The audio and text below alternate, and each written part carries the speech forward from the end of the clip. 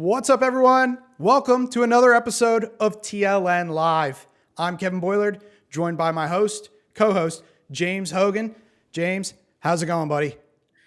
Going good, going good. Another crazy weekend of lacrosse. We finally got the hecticness, I feel like, this week now with more teams, upsets now, big matchups coming up in the future. So a lot of good stuff on the horizon. I agree. You can see the title up top, College Lacrosse Outcomes That Shocked Us. Week 1 was kind of run-of-the-mill, or week 0, whatever you call it. But this past weekend had some shocking results, and we're excited to share some of those with you. Beckett, Daniel, Gabe, River, Parker, I see you guys all in the comment section. Let us know who your team is, where you're watching from, and if you got any questions for us, drop it in the chat. We'll be sure to answer them. But we'll be checking your comments all throughout the episode. But I think let's kick it off with this first one because, Hoagie, we had our first top 10 upset of the season. Tell us about it. Yeah, we had our first top 10 upset of the year. Penn State falls to Villanova in overtime. 14-13. Dan Martin for Villanova was the hero, walking it off in Holuba Hall. That was a wild game start to finish between both teams. But also on the flip side, I mean, there's a little bit of the controversy with the face-off ruling and then all that drama that played into it. In-state rival or in-state battle between two teams from Pennsylvania. And yeah, that's our first upset of the year. And Penn State now puts themselves into dangerous territory given the schedule. They got to go to Princeton this weekend to avoid falling to 1-2. So hecticness and college lacrosse is here. Yeah, I find it tough to believe Penn State might lose 2 games early and fall 1-2 in the record, but I'm going to pick Princeton in that one. That game's at Princeton, and Princeton's a top 5 lock in every poll. So things are looking a little tough for Penn State. Again, this is a team that they beat 15-5 last year. So big turnaround, much different outcome this time. We talked in the first episode about some questions regarding the Penn State goalie position. I don't think those questions were answered this past week. No, definitely not. They started Preston Hawkins again, the true freshman who got the start a week ago. He got pulled for Hayes Schreiner about halfway through the first quarter in the Colgate game. They rolled with Preston again this week, start to finish the whole game. He had 8 saves. It was 31% in net. So that's going to be a question mark. It's a question last week, and it's coming up again. And I had a lot of people in my comments when I raised that question of like, well, it was indoors. There's white walls. It's hard to see. And I get another game indoors, so the same crowd might say the same thing. But this is, fool me once, whatever, shame on me, fool me twice, whatever. Like, if he doesn't show up against Princeton this weekend, we're going to have a real serious problem about Penn State. And honestly, I don't think they're an NCAA tournament team, given the schedule they have, if they can't get the goalie position somewhere close to 50%. They got to play Princeton next week. They still have Cornell on the schedule. They still have North Carolina on the schedule. And then they have the Big Ten slate. So if this goalie position doesn't get fixed and fixed quickly, I don't think Penn State's making the tournament in 2026. Wow. Okay. Well, I'm not as much sounding the alarm. Yes, the goalie situation is pretty concerning. But again, this is a game they lost just by 1 goal in overtime. They had chances to win this. And when you look at the stats, Villanova's goalie played even worse than Preston Hawkins. He only made 5 saves, 27%. So they got to there's a phrase in hockey, pucks on net. That's what they got to do. Just get the ball on net. They outshot Nova, but they couldn't hit the net. So I think Hunter Aquino got to put the team on his back, score more goals. And the offense has got to find the rhythm shooting because they had the ball, they had the opportunities, they just didn't put them in the back of the net, pucks on net, and they'll win more games. But a big factor that was missing in the first week and then played this week, but only had 1 point, Liam Matthews, I think he's dealing with an injury or something. Yeah, Liam Matthews only had 1 point this week, and yeah, you can tell he's not his normal self. He didn't play, obviously, in week 1, and then this week was his first time, only has 1 point. So, yeah, they got to find a way to get him healthy. Obviously, Kyle Lehman, Hunter Aquino, those are 2 of the best guys in the conference in the Big Ten offensively down there in that area. And I think Penn State has a lot of positives for as hard as the goalie position's been over 2 weeks and as big of a struggle it's been. You have good pieces on offense. I think, obviously, Alex Ross is one of the best defenders in the conference and nationally on defense. And honestly, they have one of the best 1-2 punches with Reed Gills and Colby Baldwin at the faceoff X. So those are pieces that can win you games. You got guys going 60+% to faceoff X that can help, offset some of the deficit of having goalie issues. But, it's one game and you don't want to set the panic alarm, like you said, Kev. But in this sport where the margins are so thin, like dropping a game like this could be the difference between making and missing the tournament in May if you don't handle your business. Obviously, Penn State has so many opportunities ahead of themselves to win games, and it won't matter in the end if you find a way to split Princeton, Cornell, or go 2 for 3 out of North Carolina, Princeton, Cornell, and then you can't handle business in the Big Ten. You're going to be fine. But it's more if you don't handle business and you have this loss, that's where it really comes and hurts you towards May. And the reason I'm a little bit concerned, Kev, about the goalie position, and I think you touched on it last week, is they had issues last year with the goalie position, but you had a veteran, a guy who'd taken a ton of games and played in a ton of big moments. This is a true freshman playing in these games so far. So wait till we get later in the year in Big Ten play, big ACC games, and obviously he can continue to improve, but the fact that we don't have the experience to lean on and it's kind of new and it's already shaky this early leaves me with a lot of concern. Yeah, I agree with you. The loss could be what hurts you down the stretch, but I'm just saying I don't think this is like go back to the drawing board and start from scratch. Like this is just a matter of stopping more shots on defense and getting more shots on net. I see Saps in the comment section, by the way. He says, I should be studying for midterms instead I'm watching a TLN live. Hey, you're making the right decision long run. You get extra credit for that. Yeah. So Nova, are you buying the hype moving forward or are you selling? I got to see it again. I mean, I think I got to see it against more teams. They have great opportunities coming forward. They got Rutgers, Penn, Towson still to go in the at a conference, and then you got the Big East slate. Obviously, I don't know if I'm buying them in terms of like a true contender NCAA tournament team. This is going to be a team that's got to win the Big East to get in. They don't have the schedule to get in as an at large out of the Big East, but Villanova is they always play hard. They always play scrappy. They've been close to winning the Big East against Georgetown 2 years in a row. So. They've been right there, in May when it matters. And I think this team plays hard. They play well. So, you know what? I'm buying them to have a good year. I don't know how far that takes them, but I'm buying them to be, a pretty formative opponent in the Big East. Yeah, I think I'm selling the hype just because unless they run the table against Rutgers, Penn, Towson, as you just mentioned, Big East is a one bid tournament or one big conference for the NCAA tournament. And this is Georgetown's. Maybe things go crazy. Just like the Patriot League. Army, listen up. One bid league. Yeah. One bid league. Hey, maybe something goes crazy. Maybe something goes haywire. As you mentioned, they've been in the championship game in the Big East tournament each of the past 2 years. A couple years ago, I think it went to overtime. But this past year, Georgetown kind of handled them. And this Georgetown team is supposed to be even better than before. So we haven't seen them yet, unfortunately, because both of their games have been postponed so far. But I'm looking forward to see Georgetown open up against Penn this weekend. At the end, we'll try to preview some of the games, but we got a lot to talk about from this past weekend. Keep dropping your comments in. But what do you say, Hoagie, we move on to number 2? Let's do it. Let's move on to 2. Number 2, this was one of the most shocking things for me, but UNC just barely beating Jacksonville. I got a question. Where were Owen Duffy and Dom Petramala in this game? Neither one of them found the back of the net. They had 2 points combined, both assists credited to Owen Duffy. Dom Petramala could not shoot the ball. They were a combined 0 for 12, 4 turnovers between the two of them. I'm not trying to dump on the two, but hey, this can't happen, If UNC is going to go anywhere, these two got to step up. Yeah, that was a big concern for me watching that game kind of wire to wire this weekend. To me, this UNC team, these guys, Dom, Duffy, Wambach, all these guys are juniors now. And this is kind of reminded me of last year, Kev. We talked about like taking that pivotal step to try and make the next step to get to championship weekend. And, I thought they would come out with a little more firepower on offense. And to me, the offense just did not look like it was it. And, from the start, it looked not very cohesive, there was no flow on that offense. It was kind of very sloppy to me.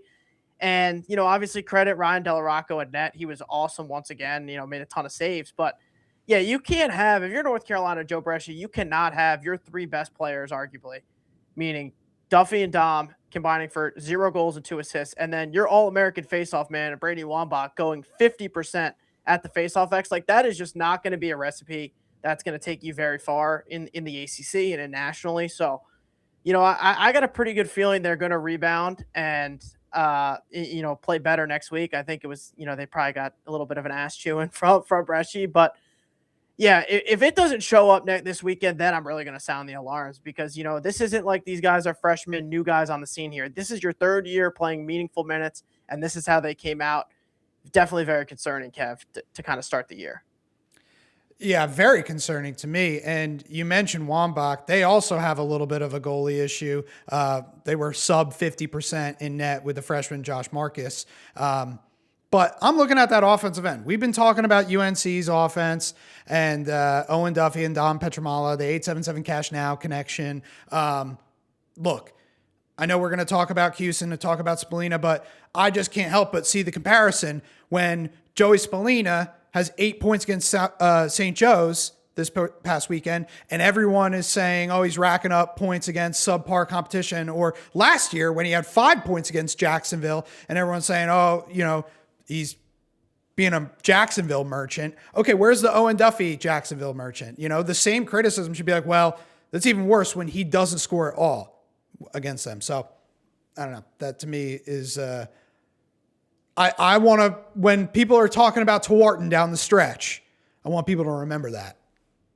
Yeah, and too, it's like in a game like this, I know it was their first game and Jacksonville had a game under their belt, but to me, it's you got for how we want to have this UNC team be looked at, and I know they want to be looked at as a championship weekend team, to come out like this and flat. It was really concerning to me because let's preference it. We're going to talk about Maryland later. Maryland didn't have the best first quarter, right, Kev? It was kind of a little bit of a lackluster start, slow game, but you saw them as that game went on start to pull away and just dominate, right? I was thinking and hoping it would be the same thing on North Carolina's that, hey, first game, get your feet under itself, shots aren't falling. But it just like kept going on and on and on throughout the whole game. And the offense just, for all the flash that we expect from them, it just kind of wasn't there. So my eyes are going to be glued this weekend to see how this team looks. And if the offense is similar like it was this week, we're going to really have some questions next week.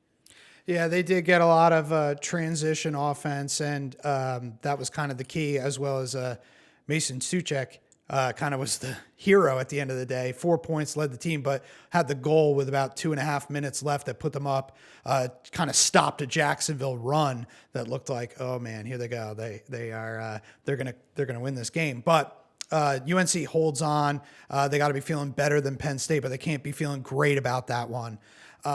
If there is one thing that I'm feeling, is kind of like an ace up their sleeve, it's these freshman midfielders that mostly ran second line.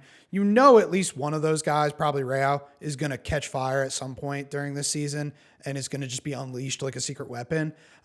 So don't think that offense and that product that you saw against Jacksonville, if you're a UNC fan, is the final product. I think it's far from it. The concerning part, again, is Duffy and Petramala getting shut out. That just shouldn't happen. And if there's one other thing, I know you just shouted him out, but Ryan Della Rocca, the goalie for Jacksonville, has been giving everybody headaches. He was brick wall against Rutgers, and again this week against UNC. How do you feel about Jacksonville, by the way? They're 0-2, but 2 good showings. 2 great showings for Jacksonville, and those games essentially really don't matter because you have to win the ASUN to get in the tournament anyway. So those are just great learning experiences to play, a Big Ten and an ACC opponent early in the year. Give yourself a chance to win really in both games and put yourself right in the thick of it, wire to wire against 2, big time programs. So if you're Jacksonville, you got to be feeling good about yourself. I think they have to be probably the favorite in the ASUN. It's going to be them and Utah as of right now. We'll see what Air Force can be. The Air Force won the ASUN last year, but Utah and Jacksonville have to be at the top. And yeah, I think this is a pivotal year for John Galloway. I feel like this program's kind of been, peaking and waiting to kind of, make the NCAA tournament and make a little noise. And they haven't been able to win a conference championship yet under Galloway. They haven't made the NCAA tournament yet under Galloway. So could this be the year that they finally break through and get that done that they've been, pushing for so long? So I love this Jacksonville team. It starts with Della Rocca, obviously, and I see you have in the notes Ryan Della Rockstar because he is a rock star. Kid's unbelievable player, standing on his head 2 weeks in a row. But yeah, I'm excited to see where this Jacksonville team is. I think they're definitely one of the favorites, if not the favorite with Utah and the ASUN. So we'll see. I think they had to pull off one of those 2 upsets. I know everyone is saying they're the favorites in the ASUN, but again, you mentioned they haven't won it yet. So I'll believe it when I see it. Air Force won it last year. Utah won it the 2 years before that. I'm going to stick with Utah until I see something different from Jacksonville. Like an 0-2 start is not going to excite me. You I gotta know it trust- was close games, but this is D1 college lacrosse. You know, if you're even remotely a competitor, it should be a close game. So, Yeah, like you said, my Kev, thought too, there. about North Carolina. If you're gonna have a positive out of this, they won the game, so Yeah. they can correct it, they can fix it. You feel a hell of a lot better knowing, hey, we played terrible in this game, and the standard's not where it needs to be offensively. Duffy, Dom, those guys know that's not what it needs to be. They know they need to be better. So it feels a lot better having those corrections be done with a win than being 0-1 right now with a loss to Jacksonville, where the heat is really cranked up. So you could be feeling like Penn State right now. So bottom line, they got the win. And sometimes teams escape like this early in the year and they figure it out. So we'll see how they rebound. What's up, Gabriel? I see you in the chat. Also, I see Noah says Centenary Lacrosse on the rise. Did you see that kid, the D3 kid who scored 14 goals in one game? I did. That was insane. That's insane. 14 goals in one game. I'll tell you what, we got to get, if you're defense, how you let one kid score 14 on? You think after like 6, 7, you're not even trying to do the meme there, but like after 6 or 7 goals, like, all right, maybe we got to double this kid or slide early, but no, just 14 goals. Let's shut off. No, but yeah, he had 3 BTBs, I think, and a through the legs. He was putting on a show. I guess Centenary Lacrosse is must-watch lacrosse now. But let's move on to number 3. What do you say, Hoagie? You ready? Let's move on to number 3. All right, what's up? What shocked you? Joey Spallina passes Gary Gait on the all-time points list at Syracuse, which is crazy. He's creeping closer and closer to getting to that top list. And, I think he'll already have a banner, with 22 in the stadium, regardless of how the season ends. But yeah, he's got a, chance to really make himself a 𝐓𝐄 legend if he can, win the Tewaaraton, win a national championship and get that points. But yeah, Joey's got 14 points through 2 games so far this year. He's off to a, really a hot start. He's been playing really well. And, this Syracuse team, to me, Kev, might be playing the best ball out of anyone in the country after 2 weeks in terms of their balance, offensively, defensively, face-offs, goalie. I mean, I'm so excited for this Maryland, 𝐓𝐄 game in the Dome Friday, 1 versus 2. It's going to be an unbelievable scene, and that'll kind of determine where number 1 is. But yeah, Joey has been off to a hot start so far this year. He's been awesome. So passing a guy like Gary Gait, especially when it's your coach, super cool. Yeah, he passed Gary Gait and Tom Marechek this past weekend. He's now up to 259 career points. Again, the number to watch, 307. That's Mikey Powell's record. He's on pace to get there. And it's one of those things, like, we knew that this was going to happen. Like, we've been following the numbers, but just hearing it, when you see it on the broadcast, you see the list and it's like he's above Gary Gait now. It still is shocking to hear. And that final score, 20-2, absolute domination. And it wasn't just Joey Spallina, 13 different scorers, and they didn't even have Peyton Anderson, who was out with an illness in this game. That's the thing too, Kev, when you said they pull up the graphic and you see all those legends of our sport, Gary Gait, Powell, all of them on the list, and you kind of have Joey where he is. Like, and I know a lot of people love to, like you said, Kev, before, say pad stats and whatever, and like people love to hate on him. People either love him or they hate him. He's kind of been a very controversial guy. The burners love to attack him, but we're witnessing greatness right now in terms of, one of the better players we've seen in the last generation in lacrosse. I mean, lacrosse history is the most prestigious probably in all of college lacrosse, and he's in the thick of the record books there. So I think for what he's been able to do, you got to appreciate what we're watching day in, day out when we see him get to play on the field. And yeah, kind of bringing Syracuse back. He came to Syracuse, Kev, when they were at the bottom of bottom. He didn't start at Syracuse when they were, championship weekend yearly. He walked into those doors at Syracuse with the 22, with a target on his back, coming off of a 4-11 season and a team who hadn't made championship weekend since 2013, Kev. So it was build it from the bottom, and they've done just that. So yeah, I'm excited to see how the rest of this year plays out. Yeah, and I know it was St. Joe's. Not that St. Joe's are slouches, but maybe not ACC defenders. But they had a kid that was like 6'7", 245 pounds. Who was guarding him, and he was scoring unassisted. Just beating his man and shooting around him. Goals. 4 goals, 4 assists. So awesome performance by Joey Spallina. But we got to give a shout out. We're here criticizing these goalies, these face-off guys who aren't living up to expectations. 2 guys who are and potentially exceeding are Jimmy and Johnny. Jimmy McCool and Johnny Mullen at Syracuse. Jimmy McCool, 10 saves in net, 83.3%. And Johnny Mullen went 10 for 16, 62.5. You think Johnny Mullen might be the best face-off guy over Wambach? I think right now, if I'm taking a faceoff guy, I'm taking Johnny Mullen. If you told me who do you want to start for your team tomorrow, I'm taking Johnny Mullen. I think Johnny Mullen's ability to, he's ultra quick off the whistle. He's a man child. He's massive. He'll be able to pick up ground balls. He's a threat in transition.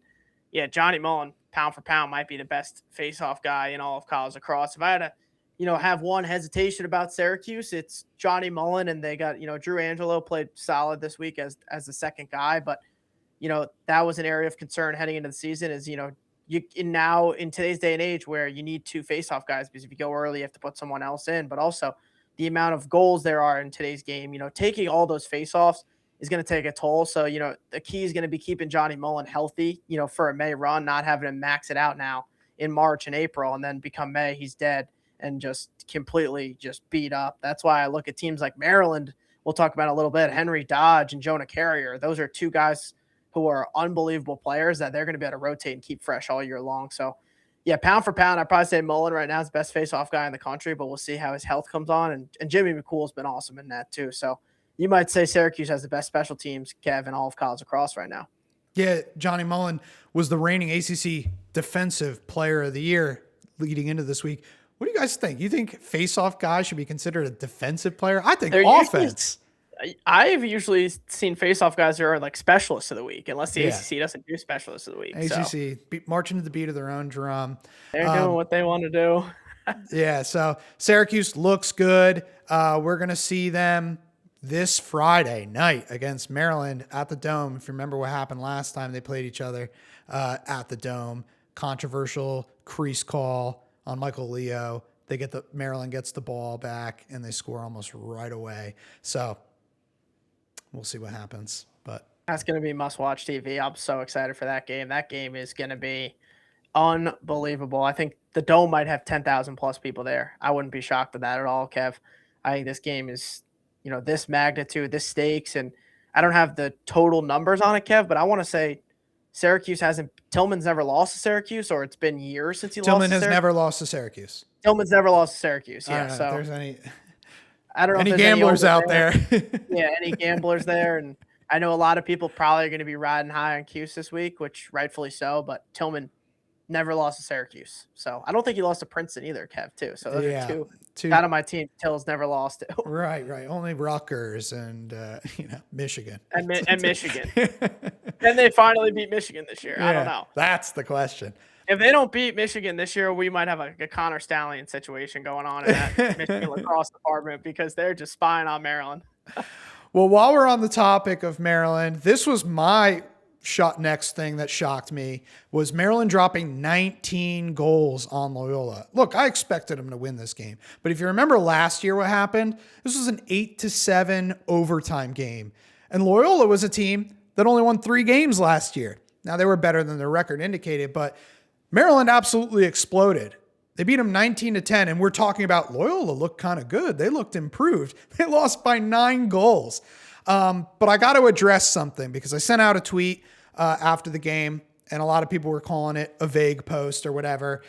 It was a video clip of Eric Spanos getting some hype for wearing the number 1, and then he passes the ball off and someone else dodges. So I think this year when you're watching Maryland, forget the number 1. The numbers you need to know are 33 and 45. That's Chris Lyons and Leo Johnson, the Yale transfers. These guys run the show, combined for 10 points against Loyola. Chris Lyons, to me, is the alpha on this offense. Leo Johnson, he can create for himself. He can make his own plays. I thought he was going to be more of a facilitator. Looks like that might be 𝐓𝐇𝐄 actually now. But Leo Johnson getting his own shot, finishing, as I mentioned, 5 goals. But Chris Lyons, to me, is the guy who he was getting some short stick matchups. I don't think that's going to last very long. Now, someone's got to get the short stick on this offense.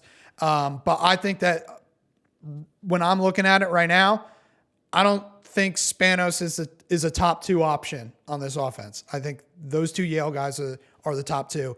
Spanos can kind of operate in the background. Now, that's not a bad thing.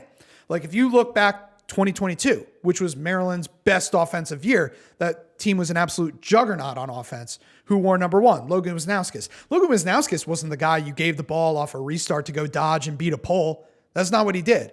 But he orchestrated the offense, had a lefty hammer from the outside, which helps. And he kind of was a traffic cop. I'm think that Eric Spanos might be something like that. He definitely has more dodging potential than Wisniewski's ever had.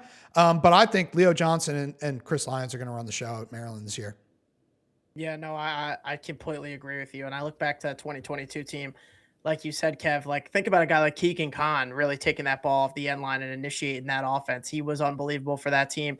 So yeah, I mean, we knew these guys were hyped up, and these guys have been committed to Maryland for over a year. They were playing at Yale last year with going to Maryland the year after. So like we were kind of waiting for them to kind of finally make their Terps debut, and they get 10 points combined in their debut. 19 goals, Kev. That's their most goals they've scored a game since 2022. You know what happened in 2022? They went undefeated, won the national championship. So this offense looks dynamic once again. After the last couple of years, kind of felt like they were playing a little bit slow at times. This looks like a team that can kind of put their foot on the gas. I've said it on Twitter a lot. I think Jack Schultz is going to be a breakout midfielder. He's super fast, twitchy, going to be a great player. He didn't even play in this game. So, you get a guy like him back on a shorty in the future. He's going to be another huge threat for them outside, out of the box offensively. And yeah, this Maryland team showing no signs of slowing down. Complete team. You got Schaller back there, defense, AJ Larkin in the middle of the field. I love his game. And then the 1-2 punch of Henry Dodge and Jonah Carrier, both guys, 70+%, both of them. They took about even draws. Tills is going to probably rotate these guys. They would go every 2 this weekend. These guys are probably going to rotate every single game, every 2, every 3, and keep these guys so fresh come May that they're going to have an elite group and a team that's ready to really go get a national championship. So we didn't know what we'd see out of this Maryland team. We got our first look at the preseason #1 team, and now we see why they're the preseason #1 team. They look unbelievable. River, I see you in the chat. Please don't run away. Matthew, what's going on? Kempum, I see all you guys. Keep dropping those comments in for us. Yeah, Maryland, and you mentioned 2022. They did that 8 times, scored 19 goals or more. They beat Hopkins 22-7 that year at Homewood, which is crazy. Yes. Crazy. Yeah, so Maryland not going anywhere. Well, actually, they are going somewhere. They're going to the Dome this weekend. And again, must-watch television. That's on Friday night. We're going to be all over it. So any other thoughts on Maryland before we move on? No, I think we know what they are. We know what 𝐓𝐄 is so far, and they'll settle the battle for #1, and we'll be back here next week talking about it, Kev. Yeah, I feel like there's not too much we want to say either way about these two teams because it's like, all right, I mean, well, we just talked about both of them. Why don't we pick the game? Who are you picking in this one? I'm taking Maryland. I am too. I can't go against Maryland until they prove any otherwise. As much as like I said, I'm kind of getting that itch of like take 𝐓𝐄. They're really balanced. They look good, but no, I don't think I can ever bet against Maryland and Tills. And obviously they'll lose games from time to time. But if you're asking me to be prepared and pull it out, I'm going with Maryland until. I'm glad. Honestly, yeah. I'm glad the game's at the Dome. To be honest, like if last year this game, not the semifinal matchup, I'm talking about the early season. The regular matchup, season. It was in the rain. It was in the rain in February at College Park, and it was just Syracuse played horrible that day too, if you remember, Kev. Right, and it wasn't like Maryland really ran away with it, but I feel like at the Dome, Syracuse might be able to push the tempo a little bit, really bring out that Maryland offense. It could be electric. Maryland, I definitely don't think they want to go quite at Syracuse's pace, but I think they have the offensive firepower for the first time in years to do it and potentially win that way. Wouldn't that be exciting? So that's the thing about Maryland too, is they kind of play that chameleon style, Kev, of like they can run with you and speed up if they have to, but then they can also slow it down and play in the 6-on-6. That's what we've talked about in the past about how they've been so successful, is they can play that Big Ten style of slow, grind it out, 6-on-6. But then when they play the ACC teams, they're 4-0 against the ACC last year out of conference, Kevin. We wouldn't even say that was one of the better Maryland teams, of the last couple of years. And they went 4-0 against the ACC last year because they can run with those guys and play shootouts if they need to, but also settle back. So whoever can dictate pace will be an interesting point here too Friday night of, Maryland can play both ways and, but can Syracuse play slow if it gets into a slow track? Not as much of a track meet, foot on the gas. If it gets into a 6-on-6 battle, can Syracuse, kind of settle in there? That'll be a big question mark and a big thing I'm looking out for. All right, I think we got one more outcome that truly shocked us, and then some honorable mentions and some other matchups and outcomes that didn't necessarily shock us, but they were worth talking about. So let's get to the final thing that shocked us. What is it, Hoagie? Final thing that shocked us this week is Drexel holding Delaware to 1 goal. Unbelievable. And, people are on one side for Delaware, you're sounding the alarm of what is going on. Obviously, they played the first game of the season, 2 weeks ago against Utah and lost that game pretty handily. And then, to come back and play a team like Drexel, former CAA team, to lose 11-1 and only score 1 goal was very concerning. And the Blue Hens are on, very serious watch to they play St. John's this weekend, Kev, all right? And St. John's obviously just got dominated by NJT, so I'm hoping that, they win that game. But let's just say for some reason they don't beat St. John's, Kev. They play after that Penn, Villanova, Maryland, Richmond, High Point. We may be talking about 2025 Loyola path for Delaware here if they can't beat St. John's this weekend, Kev, until they play Binghamton. Right. Like it was that concerning for me. And Drexel, early candidate for America's team as of right now. We'll see how they if they can keep it going. I love that shout out. Deco asking what my prediction is on Princeton, Penn State. We both said that we're picking Princeton in that game. I thought this was so funny that it was Delaware was a former CAA team who kind of would beat up on Drexel. Like Drexel has lost to Delaware each of the past 5 years, hasn't beaten them. And then they leave the conference and Drexel just absolutely boat races them. And again, with Delaware being in the A10, a one-bid league, you've heard it here talking about plenty of other conferences. That's Richmond's league to win and go to the NCAA tournament. So I didn't have NCAA tournament expectations for Delaware, but this is the kind of final score where you pop the hood open, you see like what's going on here. Something's seriously wrong. 1 goal against Drexel, that's crazy. Like you don't see that.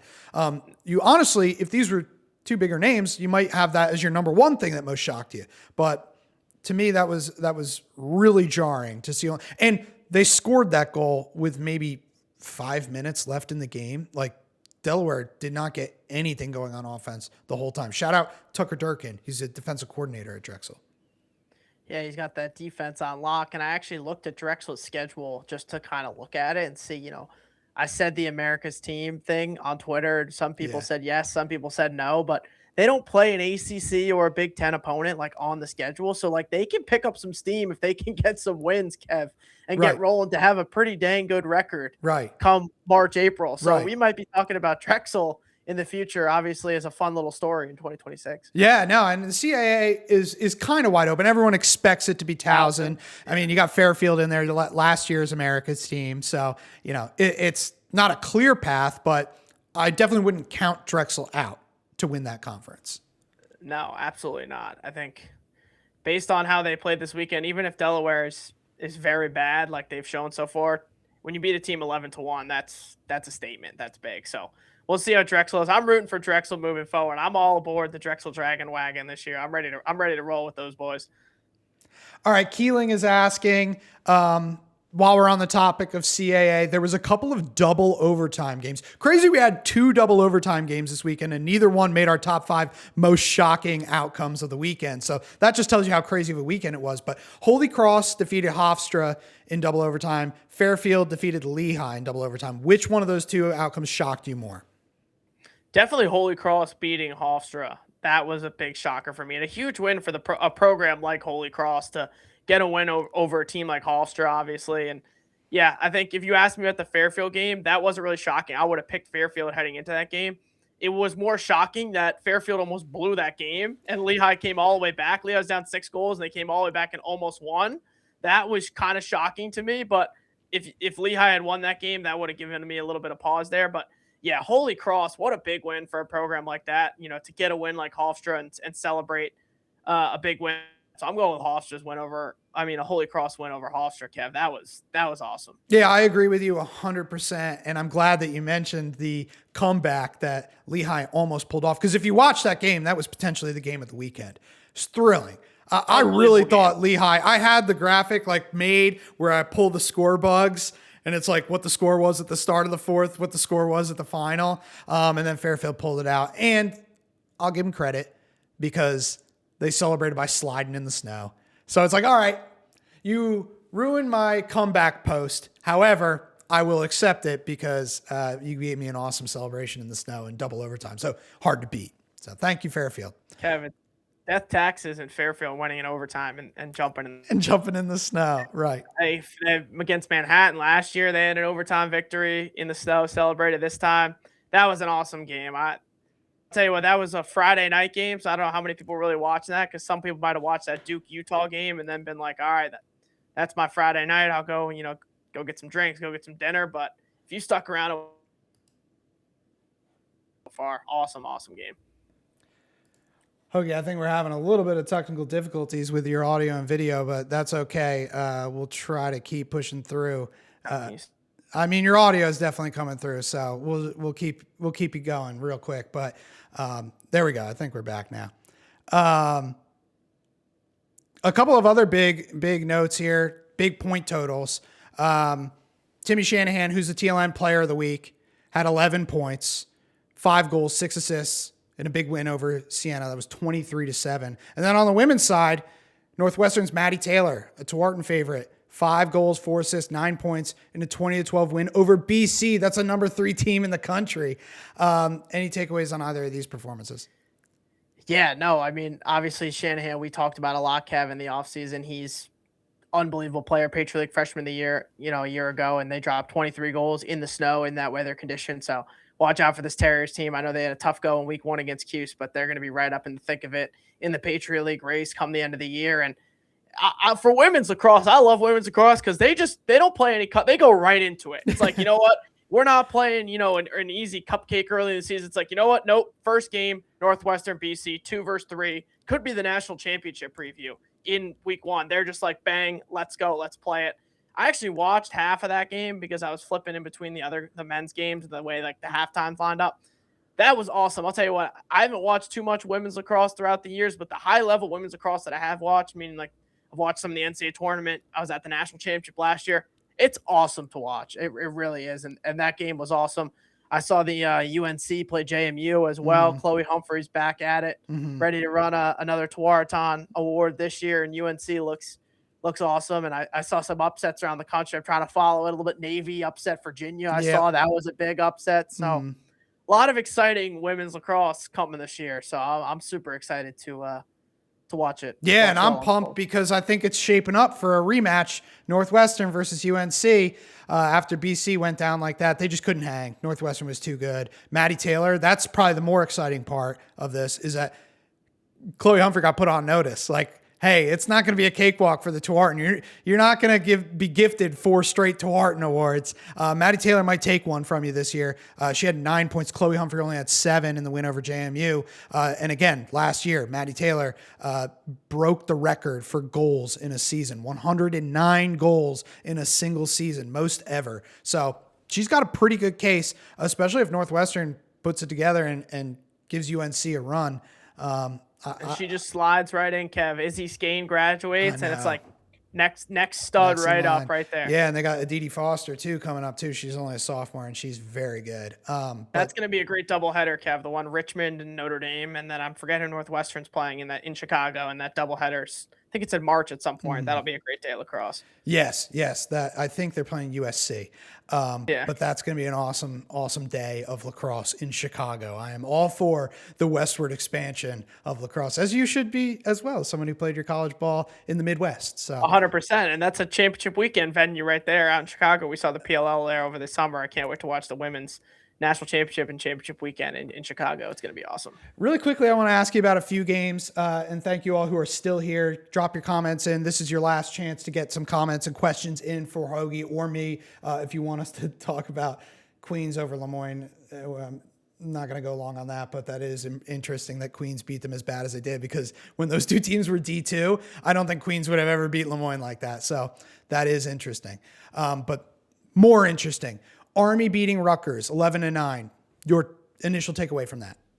Yeah, that was an awesome game. Actually, it was on Facebook Live, so you're trying to watch it as best as possible. It felt like it was 2017 or something. Yeah, our only top 20 game of the weekend. So it was a good game. I mean, these are two teams. Army and Rutgers are very similar teams. They play very similar play styles, very similar in how they're built culturally. These are two very similar teams that kind of mirror each other. So it was a bit of a rock fight throughout, and Army pulled away in the end. I think the difference for them is obviously the faceoff position. Robert Simone was awesome at the X. And then, Sean Byrne, you have him in net. He's weekly at this point, just unbelievable. And yeah, I think Army just kind of was able to pull away at the end. And this was huge for them because if they lost this game, you're looking at bye-bye at large already, and you're already going to full Patriot League, got to win it because you can't lose at games like that and make the tournament. But yeah, Hill Plunkett had 2 goals again, so he stayed hot. Gunnar Fellows led the way with 4 goals. And yeah, Evan Plunkett still has not scored, Kev. He had 3 assists in this game. What's his stat line of the year is 0 goals, 4 assists through 2 games. If you had told, that's what I'm saying. If you had told me that Army would be 2-0 without Evan Plunkett scoring a goal, I'd be like, how is that possible? But it's just got me believing more and more in Army and that surrounding cast. I was really nervous about the way they would have to replace Jackson Eicher, and I think they're doing it. I think they have a lot of good players that I probably underestimated going into the season. So I'm excited about Army. I don't think they're an offensive juggernaut by any stretch of the imagination, but they're a tough, disciplined team and good enough to beat Rutgers in a battle indoors on the road. But one thing I got to mention about Rutgers in this game, I shouted out and gave a ton of hype on Colin Cardilla after his performance against Jacksonville, where he had 4 unassisted goals. Well, he had 3 more unassisted goals against Army, where the defenders are a little more tougher. And his third one gave them a lead in the 4th quarter, but Army goes on to score the last 3 goals of the game and win. So Colin Cardilla, good individual performance. Rutgers couldn't quite get it done. I think that might be the story of their season when all is said and done. But let's move on now to a couple more games I want to mention. Duke defeating Utah 14-7. What'd you think of that one? A little Friday night action on ACC Network. Yeah, I've been impressed with Duke so far, and I know they've only played Utah and Bellarmine, but I was kind of had Duke in that Kev 7 to 13-ish range, and you could have had the pendulum swing more towards 13-14 or more towards 6-7-8. You know what I mean, in that realm. And yeah, from what I've seen through 2 weeks, I like this Duke team. I think they're going to be a little different in how they're constructed. Obviously, Ada McGuire is going to be your stud. He's going to be your, maybe the best player in the country at that D-mid Swiss Army knife type position. But, Thomas Mankey, Kyle 𝐒𝐂𝐒, those guys had great days against Utah the other day. And yeah, I think this Duke team is right now, I like where they're fitting, and they're kind of trending a little bit towards the up in the ACC. When I was looking at it, I thought they'd maybe be towards the bottom. They might be more towards that 3-4 spot, Kev. Maybe even, pushing a 2 if they can get their cards right, so far. So I like what I've seen out of Duke so far. I feel like they're not getting talked about enough nationally so far as a legitimate contender and a, championship weekend type level team, but they've played well through 2 weeks. So I'm excited to see that, moving forward. How good did it feel just to watch a game with Anish and Kark on the call? A+ broadcast. I was going to say the same thing. Not only do you just get a good broadcast, with all the ESPN Plus, and we have the shenanigans that everyone likes to joke about on Twitter with, this is on Flow, this is on YouTube, this is on Facebook, whatever. When you watch Duke games, when you watch Syracuse games, even when they're on ACC Network Extra Plus, you're getting great camera angles, all that kind of stuff. But then when I turned that game on and I heard Anish and Kark, and we had, the A+ level broadcast, the guys who are going to be calling the national championship game, calling Utah Duke on a Friday night. I mean, how can that not get you fired up? That was the moment that felt like lacrosse was back for me. On Friday night, I got a beer cracked open. I'm watching the game. I'm making content. I'm live tweeting. And I'm like, Anish and Kark are pulsing through my office. This is awesome. This is the dream. So, and you know what? They mentioned on that broadcast, to bring it back to Duke, they're a team that is very solid on defense, and their defense can carry them. And we mentioned that on our broadcast, our ACC preview, our last week when we were talking about Duke. So, that's the case for Duke, and they agree with us. So that always feels good. Yeah, Mankey, like we touched on, Kev, Mankey had 5 points, 1 goal, 4 assists. Kyle 𝐒𝐂𝐒 had 2 goals. So the UVA transfers are showing up in the Blue Devil Blue down there in Durham for Duke. And yeah, I mean, having Kark and Anish back on the broadcast, love that, because I knew even if this game got a little out of hand, you could watch it all the way through, because they're going to talk about storylines or upcoming games and all that stuff. I loved Kark's talking about the lax rats, the junkies. I don't know if you caught that, Kev, at all. He was talking about all the lax rats. I loved it. So whole 4th quarter, they're talking PLL draft. I'm like, this is great. Yeah, so I knew that even if the game, it wasn't out of hand, Utah was never really going to win the game, but Right. it wasn't like a total splattering. It was like Yeah. kind of always within 5-6 goals. So it was not totally over, but I was like, the topics that Kark and Anish were just basically previewing the season for us live for 2 hours. It did turn into a podcast a little bit in the fourth quarter. Yeah, exactly. But I loved it. And dude, Max Sloat and Ben Johnson, I'm getting like double vision with those two, man. They're both You're seeing powerhouses. double, yeah. We'll see. I'm excited for Duke, Kev. I don't know. I wouldn't say I was out on Duke, but I was not very high on them coming into the season. And I know it's 2 games, but I might be buying stock on them towards, honestly, right now they might be 3rd in the ACC for me right now. As of 2 weeks. I don't know. We'll see. Well, let's talk about one more ACC team. Last chance to get any comments, questions in for Hoagie and I before we log off for the night. But Virginia defeating Colgate in the standalone Sunday action, 19-14. Big game from the Millen brothers. Both had 5 assists. McCabe added 4 goals to lead the team with 9 points. What was your biggest takeaway from this one? Yeah, my biggest takeaway is Virginia's going to have to fix up the faceoff spot and the goalie position if they want to contend in the ACC and beyond, or it's going to be another similar season to last year. Obviously you had, McCabe had a huge game with 9 points. Brendan Millen in his debut had 5 assists. Truett Sutherland went off at 8 points. So you got the firepower on offense, but let's be honest, Colgate's going to be a good team in the Patriot League. They're scrappy. They're a good squad, but this game was neck and neck.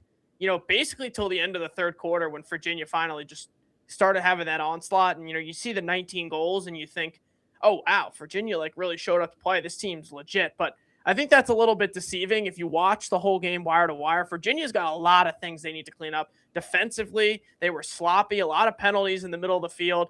And, having a lot of firepower on offense isn't going to be able to carry you when you're playing the ACC teams and some of the Big Ten teams. So, yeah, I think the faceoff was a massive concern. They started Griff Meyer. He's a true freshman. He was the number 1 faceoff recruit in the country, and maybe it was just first game, but they need to get that position going. And then obviously we talked about it in the past with Jake Merrick starting in goal, which is an amazing story of its own of how, he ended up at UVA and now being the starter. But yeah, he's going to need to perform or they're going to go to Kyle Morris, and we might have the roundabout that we've had with Morris and Nunes the last couple of years. So yeah, I think that the 19 goals is great. And if you see 19-14, you're like, wow, McCabe had 9 points. Virginia scored 19 goals. This team's back. If you watched it, they're really going to struggle in the ACC and beyond if they don't get the certain spots right. Yeah, I was talking to Zach Carey on the TLN team. UVA guy, yeah. And he's we're talking about the goalie situation, and he's like, honestly, the goalie situation has kind of been cursed ever since the Jake Taylor twister. Maybe true. They're asking if Alex Rode has any more eligibility left. With all the NCAA transfer and unlimited years and waivers, is Rode out there? Can Rode get back and suit up? I don't know. One thing, if you are a little concerned about Virginia's defensive performance against Colgate, John Schroeder didn't play in this game. He had a leg injury, but I don't know how serious it is. I assume he's going to be back. I haven't heard any news that he won't. But they were able to win this game without him. The offense exploded. Connor Schellenberger, first game as the assistant coach, and then you see 17 assisted goals in his first game on the sideline back at UVA. So his influence is certainly being felt. Truett Sunderland, explosive performance, 8 points, 6 goals, 2 assists. Great to see Ryan Dunkel back on the field for them. And Colsey had 4 goals quietly in that game. So it was definitely the Millen show. But yeah, you're right. That game was a lot closer than the final score let on. I thought in the fourth quarter, I don't know what Colgate was doing. They were just kind of letting Millen deal from the back and behind the net and not putting a lot of pressure. And they got some man up goals that way too. But I don't know.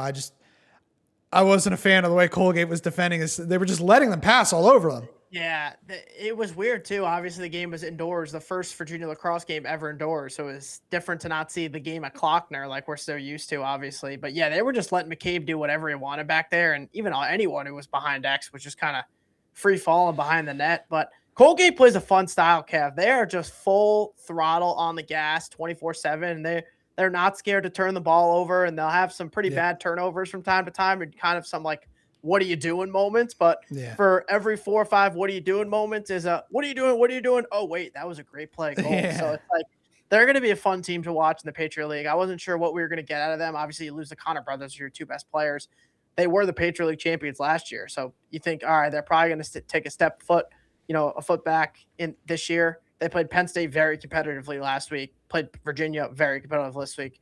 So they're going to be a formidable opponent in the Patriot League, and they're just a fun team to watch on any given night. You think we're done with the indoor games? I hope we are. I want to see the games back outside. I really hope. If we have to play indoor to get the games in, I'm all for that. But yeah, I think. Did we get to the bottom of it? I know we maybe talked a little bit off the record or off the air about it, but did we get to the bottom of why a game like Virginia has to be moved indoors? And yet I'm looking at pictures on TLN of Tufts scrimmaging Dartmouth in the snow, or like Boston U playing Siena outside. Yeah. Like why are they able to play outside?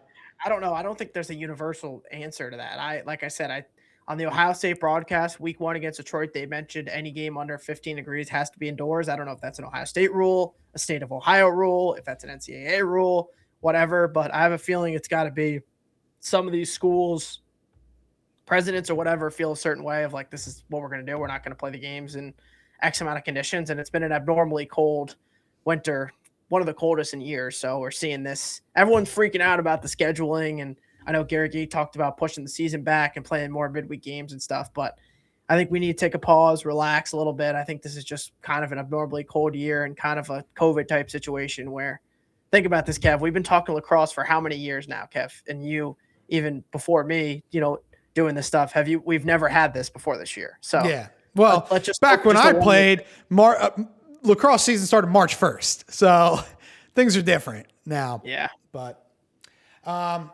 any last thoughts for the audience, Hoagie?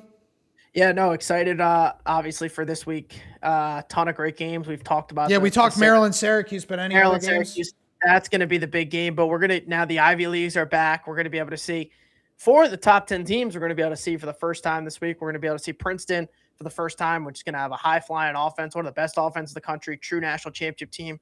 They're going to host Penn State. We're going to see Georgetown finally for the first time this week after their first 2 games got postponed. They're going to take on Penn.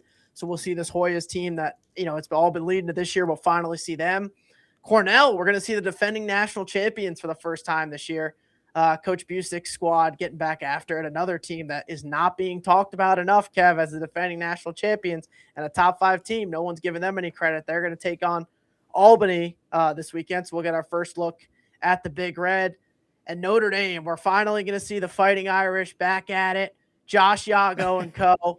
is ready to get after it this year. Notre Dame, I think, is another team that's really not getting talked about enough.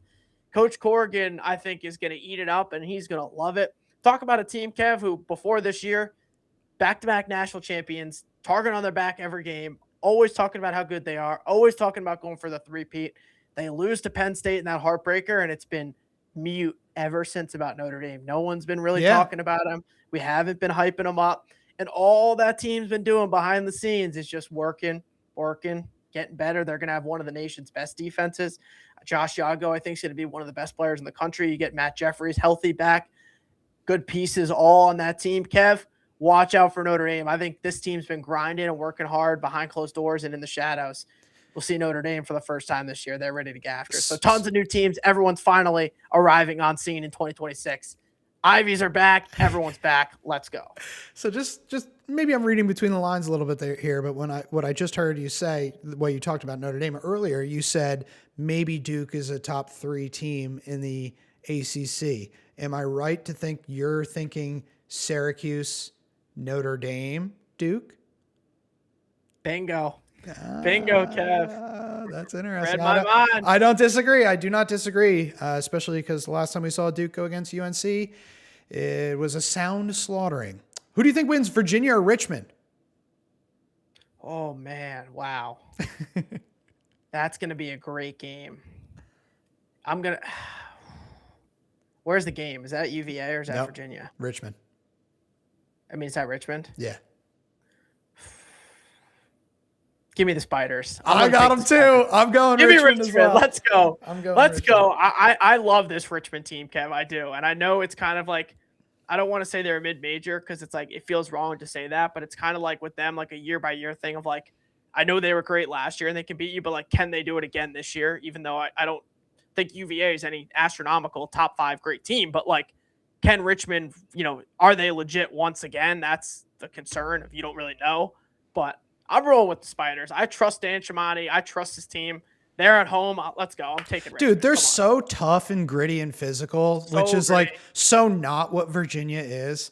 So, like, yeah, look, if it turns into a shootout, give me Virginia all day. But if Richmond's kind of able to impose their will in a few key areas of the game, I could see them really dominating that one. So, yeah. That's going to be an awesome game. Matt Rambo in the comments saying Terps winning this weekend. I love that. Yeah, Matt, we got to get you on this show sometime soon, but he's got a lot to say. Hopefully Maryland wins, so he still is talking, but all right. Yeah, you already know Maryland's going to show up to the Dome in the all-black fit with the black helmet, just like they do all the time. Yeah. Ready to go. Ready for a funeral, as Tills and those guys would say. I can't – I'm picking Maryland. I can't go against Maryland. I think it's wise to never go against Maryland. As an Ohio State guy, it pains me to say this, but like I have to take Maryland. It's just they always show up in these games. They always do. They do, and I'm totally expecting them to. I hope Syracuse can make it an awesome match. But anyway, we've gone on long enough. I think that'll wrap it up for today. I want to thank everyone who tuned in, especially River, who is here till the end and asking for shout outs and follows. If I can remember your handle, I'll follow you, River. But thank you so much. And again, if you tuned in late to this, I'll add some B-roll. I'll throw it on YouTube. It'll be a much more pleasant viewing experience with some highlights. So you don't have to just look at me and Hoagie's faces while we spout off about lacrosse. But the full podcast will be back soon. In the meantime, we'll just keep ripping these lives and keep you updated on what's going on. So keep it locked to TLN. For James Hogan, I'm Kevin Boilard. Thank you all for watching. Peace out.